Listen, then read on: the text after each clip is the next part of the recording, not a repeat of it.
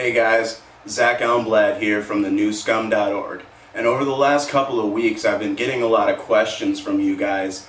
Basically just general things about what I'm working on and how I got to where I am. So I figured I would be, open and honest and let you all know what's up. So stay tuned. I got a lot to tell you.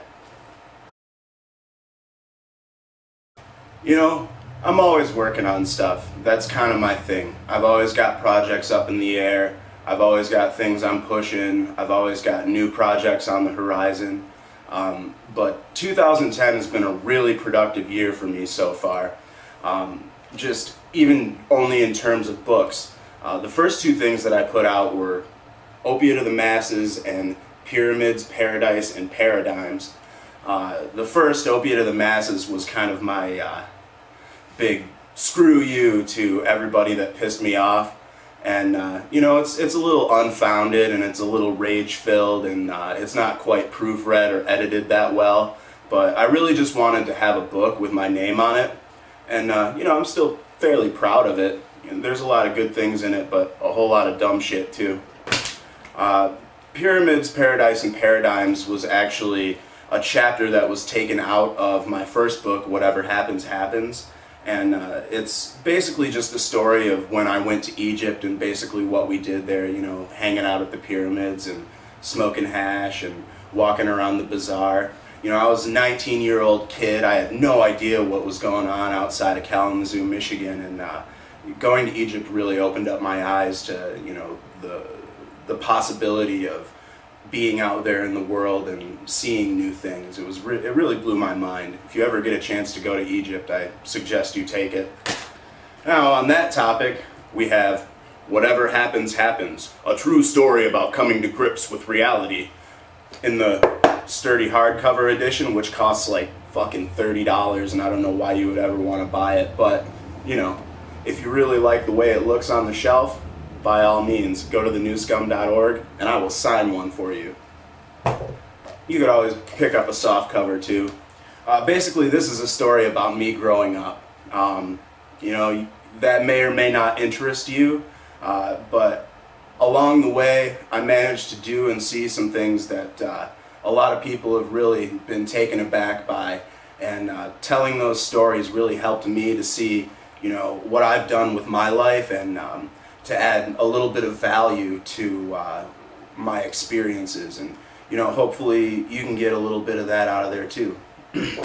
My brother was kind enough to help me produce a audiobook version of Whatever Happens, Happens, and he spoke Stan's parts, because if you've read the book or if you know anything about me, my best friend Stan Slavin passed away in 2006, shortly after all the events in this book took place, and it was a big deal for me at the time, and still is really, and it was a major impetus for getting that book out, was also telling Stan's story. So it was very kind of my brother to lend a helping hand in getting the audiobook version of that done.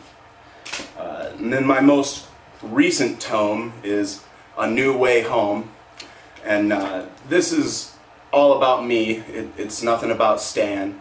It's loosely based on a road trip, actually a series of road trips I took from 2006 through 2009. I went all over the place: California, Vegas, New York, North Carolina. I visited like 30 or 40 states. It was a pretty epic experience, and closing that period of my life was kind of a weird thing for me, because I spent so much time on the road and saving up money to be on the road that I kind of let all my personal relationships kind of falter and blow away in the wind, if you will. So A New Way Home is kind of about how my mind was working back then, and about what I think about the world that we're living in, and what I have to say about all the things that I saw on the road.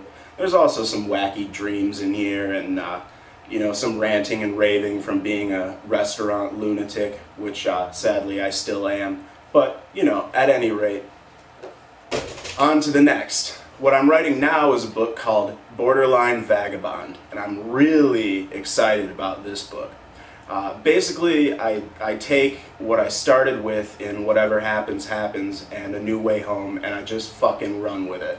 So it's all based on reality, but it's fiction because the story in its entirety never took place, but every individual scene and every individual action in the book is actually something that happened to me. But I kind of feel bad about how in the past I've named names and been really specific about who did what and what was on my mind about them.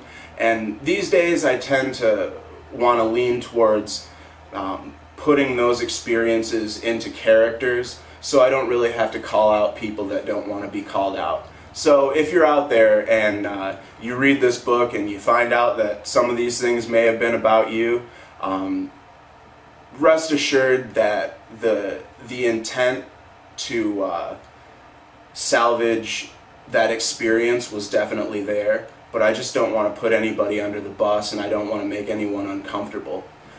So that's what it is. It is what it is, rather. Borderline Vagabond is what I'm pushing right now, and I'm almost done with it, and hopefully it will be out by Christmas time 2010, but I'm assuming it's probably going to be out closer to February of 2011. And look forward to seeing my face all over the country plugging that book. Everybody, we're all chasing caskets, a long test to see who's the fastest. Take it slow, there's no need to rush this. Take a tip, take it easy and do bong rips. Slow it down with that vodka fifth. Keep it up and you'll be dead in a ditch. Who gives a fuck what you said to that chick? Everybody knows that she's a fucking bitch. So get down!